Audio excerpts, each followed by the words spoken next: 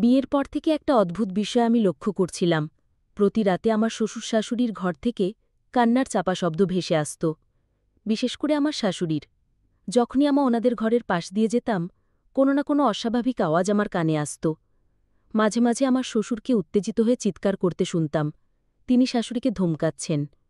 একদিন তো আমি দরজায় কান পেতে স্পষ্ট শুনলাম আমার শাশুড়ি কাতর স্বরে বলছেন, আমি আর সহ্য করতে পারছি না।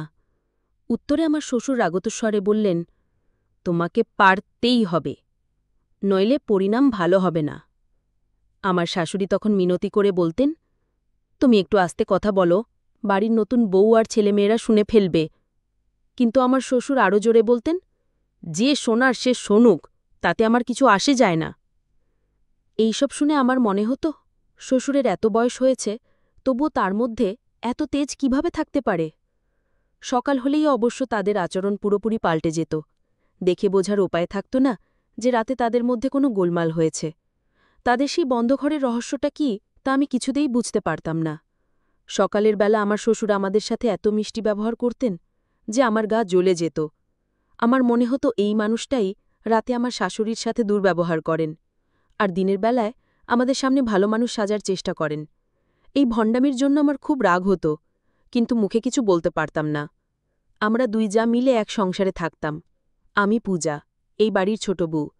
বিয়ের প্রথম রাতে আমার স্বামী সুজায় ভালোবেসে আমাকে একটি সোনার হার উপহার দিয়েছিল। উপহারটা আমার হাতে দিয়ে সে বলেছিল, পূজা, এই উপহারটা আমি তোমাকে দিলাম, কিন্তু একটা অনুরোধ, কথাটা যেন মা জানতে না পারে। আমি অবাক হয়ে জিজ্ঞেস করলাম, কেন? মা জানলে কি তোমায় বকবিন? আমার স্বামী আমার গালে হাত দিয়ে হেসে বলেছিল, আমার মিষ্টি বউ, আমি চাই না মা ভাবুক যে তুমি আসতেই আমি তোমাকে দামি উপহার দিয়ে ভরিয়ে দিচ্ছি। আমি তোমাকে যতটা ভালোবাসি, মাকেও ঠিক ততটাই ভালোবাসি। তাই চাই না তিনি মনে কোনো কষ্ট পান। আমরা যখনই একে অপরের সাথে ঘনিষ্ঠ হচ্ছিলাম, ঠিক তখনই পাশের ঘর থেকে আমার শ্বশুর শাশুড়ির চিৎকারের শব্দ ভেসে এলো। আমার শ্বশুর চিৎকার করে বলছিলেন, তুমি যদি এই কাজ না করো তাহলে ফল খুব খারাপ হবে। আমার শাশুড়ি জবাবে বলছিলেন, আমি পারব না। প্রথম রাতেই এমন অশান্তি দেখে আমি ভয় পেয়ে গিয়েছিলাম। আমি স্বামীকে জিজ্ঞেস করলাম, ওনারা এভাবে চিৎকার করছেন কেন? আমার স্বামী আমাকে বলল, পূজা, ওসব নিয়ে ভেবো না, তুমি এখন শুধু আমার দিকে মনোযোগ দাও।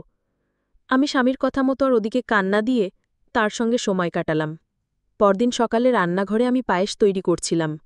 আমার যা রূপা বৌদি আমাকে সাহায্য করছিলেন। এমন সময় শাশুড়ি রান্নাঘরে প্রবেশ করে আমার মাথায় হাত বুলিয়ে বললেন, ছোট বৌমা, মন দিয়ে পায়েস রাঁধো, ভালো হলে কিন্তু মোটা অঙ্কের পুরস্কার পাবে। হঠাৎ তার চোখ আমার গলার দিকে পড়ল। আমার হাড়ের দিকে আঙুল তুলে তিনি বললেন, বাহ, হাড়টা তো খুব সুন্দর, কিন্তু এটা তো বিয়ের সময় তোমার গলায় দেখিনি। তার মানে আমার ছেলে তোমাকে কাল রাতেই এটা দিয়েছে, তাই না? আমি তার কথা শুনে চমকে গেলাম এবং ভয় পেয়ে মিথ্যে বলার চেষ্টা করলাম, কিন্তু তিনি কিভাবে যেন ঠিকই ধরে ফেললেন যে হাড়টালা স্বামী দিয়েছে। আমি অবাক হয়ে ভাবছিলাম, উনি এটা জানলেন কি করে? শাশুড়ি ঘর থেকে বেরিয়ে যেতেই রূপা বৌদি আমাকে বললেন, পূজা, শাশুড়ির থেকে একটু সাবধানে থেকো, উনি সবকিছু জানতে পারেন। আমার ভাসুরও আমাকে লুকিয়ে উপহার দিত আর বলতো মাকে না বলতে, কিন্তু পরে দেখতাম মা ঠিকই জেনে গেছেন, আর আমি শাশুড়ির সামনে মিথ্যেবাদী হয়ে যেতাম। পরে আমি যখন আমার ভাসুরকে জিজ্ঞেস করতাম, তখন সে বলতো যে সে নাকি কিছুই বলেনি। এখন আর আমি তার কথা বিশ্বাস করি না। সে যাই উপহার দিক, আমি নিজেই আগে শাশুড়িকে বলে দিই, কারণ আমি অকারণে বকা খেতে চাই না। আমার জায়ের কথা শুনে আমার বিশ্বাস আরও বাড়ল। আমার স্বামী তো আমাকে স্পষ্ট বারণ করেছিল, তাহলে শাশুড়ি জানলেন কি করে? সেদিন দুপুরে খাবার পর আমি সোজাইকে জিজ্ঞেস করলাম, তুমিই তো বারণ করেছিলে, আবার তুমিই মাকে হাড়ের কথাটা বলে দিয়েছ। আজ আমি মায়ের সামনে মিথ্যেবাদী সেজেছি। সুজাই হেসে বলল, মা ভীষণ বিচক্ষণ, তুমি নিশ্চয়ই ওনার সামনে এমনভাবে কথা বলেছ যে উনি ধরে ফেলেছেন। আমি মাকে কিচ্ছু বলিনি। এরপর থেকে যখনই আমরা আর সুজা একান্তে সময় কাটাতাম, তখনই শ্বশুর শাশুড়ির ঘর থেকে চিৎকারের আওয়াজ আসত। আমার শ্বশুর কেন রোজ রাতে শাশুড়ির উপর এভাবে রেগে যেতেন, তা আমার মাথায় আসত না। দেখতে দেখতে আমার বিয়ের 7 দিন হয়ে গেল। এই সময়ের মধ্যে আমি শাশুড়িকে আমাদের সাথে কোনো খারাপ ব্যবহার করতে দেখিনি, বরং তিনি আমাদের ভালোবাসতেন। তাহলে রাতের বেলায় কি এমন হতো? আমি যখনই আকাশকে এই বিষয়ে জিজ্ঞেস করতাম, সে বলতো, দেখো পূজা, বাবা মায়ের ব্যক্তিগত ব্যাপারে আমাদের মাথা ঘামানোর দরকার নেই, তারা নিজেদের সমস্যা নিজেরাই মিটিয়ে নেবেন। এমনকি সুজয় যখন আমার সাথে লুকিয়ে কোথাও ঘুরতে যাবার পরিকল্পনা করত, সেটাও শাশুড়ি ঠিক জেনে যেতেন। আমি সুজয়কে বললে সে প্রতিবারের মতো বলতো যে আমি মাকে কিচ্ছু বলিনি। সে বলতো, আসলে কাল রাতে বন্ধুদের সাথে ফোনে ঘুরতে যাবার পরিকল্পনা করছিলাম, মা হয়তো আড়াল থেকে আমাদের কথা শুনে ফেলেছেন। তুমি এসব নিয়ে ভেবো না, চলো আমরা ঘুরে আসি। সেদিন আমরা যখন সারা দিন ঘুরে বাড়ি ফিরলাম, তখন সুজয় আমাকে বাড়িতে নামিয়ে দিয়ে বলল যে সেই মায়ের জন্য ওষুধ কিনতে যাচ্ছে। আমরা যখন ঘুরতে বেরিয়েছিলাম, তখন শাশুড়ি প্রতি ঘণ্টায় আটাশকে ফোন করে আমাদের খোঁজখবর নিচ্ছিলেন। সেদিন বাড়ি ফিরে নিজের ঘরে ঢুকতেই আমার পায়ের নিচের মাটি যেন সরে গেল। আমি দেখলাম রতন, যে আমাদের বাড়ির ইলেকট্রিক আর কেবিলের কাজ করে, সে আমার ঘরের ফুলদানি থেকে একটা ছোট্ট ক্যামেরা বের করে লুকানোর চেষ্টা করছে। দৃশ্যটা দেখে আমি হতবম্ব হয়ে গেলাম। আমি তাকে ধরে ফেলে চিৎকার করে শাশুড়ি আর যাকে ডাকলাম। রতন বাধা দেবার চেষ্টা করলেও পারল না।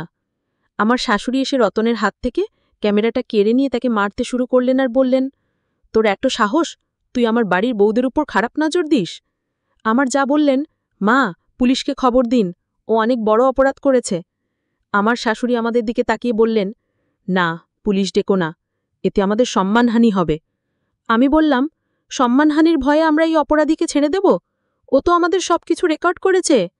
ঠিক তখনই রতন ভয় পেয়ে বলে উঠল, তোমরা যদি আমাকে পুলিশে দাও, তাহলে আগে তোমাদের শাশুড়িকে শাস্তি পেতে হবে, কারণ তিনি আমাকে ছোট বৌদির ঘরে স্পিকার লাগাতে বলেছিলেন। বিশ্বাস না হলে চলো, আমি তোমাদেরকে ওনার ঘরের আসল রহস্য দেখাচ্ছি। এই কথা বলে রতন আমাদের শাশুড়ির ঘরে নিয়ে গেল। আমার শাশুড়ি নিজেকে বাঁচানোর অনেক চেষ্টা করলেন, কিন্তু তার আসল রূপ আমাদের সামনে চলে এলো। রতন সত্যি কথাই বলেছিল, আসল অপরাধী সে নয়, আমার শাশুড়ি। তিনি আমার আর আমার জায়ের ঘরে ছোট ছোট স্পিকার লাগিয়ে রেখেছিলেন, যার সংযোগ তার নিজের ঘরের স্পিকারের সাথে ছিল। এর মাধ্যমে তিনি আমাদের স্বামী স্ত্রীর সমস্ত ব্যক্তিগত কথা শুনতেন। আমার জা তো এতদিন জানতেনই না যে তার ঘরেও এমন একটা স্পিকার লাগানো আছে।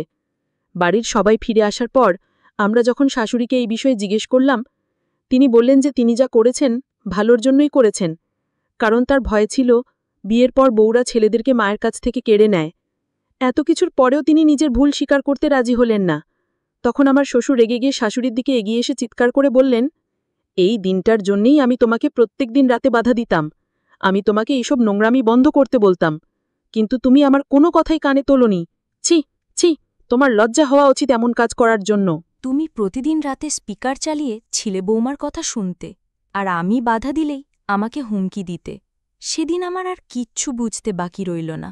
আমার স্বামী আর ভাসুর যখন বলল যে তারা এই বাড়ি ছেড়ে চলে যাবে, তখন আমার শ্বশুর শাশুড়িকে বললেন, তুমি যেটার ভয় পেতে, আজ তার চেয়েও খারাপ কিছু হতে চলেছে, শুধুমাত্র তোমার জন্য।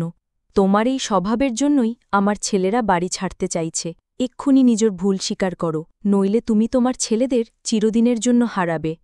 আমার শাশুড়ি তখন আমাদের দিকে আঙুল তুলে বললেন, সবকিছু এদের দুজনের জন্য হচ্ছে, এরাই আমার ছেলেদেরকে কেড়ে নিয়েছে আর আমার সংসারটা নষ্ট করে দিয়েছে। তিনি তখনও মানতে নারাজ যে তিনি অন্যায় করেছেন। এরপর আমার স্বামী আর ভাসুর আমাদের জামাকাপড় গোছাতে বলল।